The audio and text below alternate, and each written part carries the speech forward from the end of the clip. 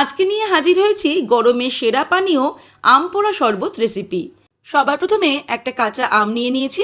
আমটা কিন্তু 250 গ্রাম ওজনের। এবারে আমরা আমটাকে পুড়িয়ে নেব। প্রায় 10 মিনিট মতন সময় নিয়ে আমটাকে ঘুরিয়ে ঘুরিয়ে পুড়িয়ে নিলাম। 3 টিস্পুন মতন গোটা জিরে দিয়ে দিলাম। জিরেটাকে লো ফ্লেমে 2 মিনিট মতো ড্রাই রোস্ট করে নিতে হবে। এখানে আমি গুঁড়ো করে নেব। এদিকে আমটা কিন্তু ঠান্ডা হয়ে গেছে 5 মিনিটের মধ্যে।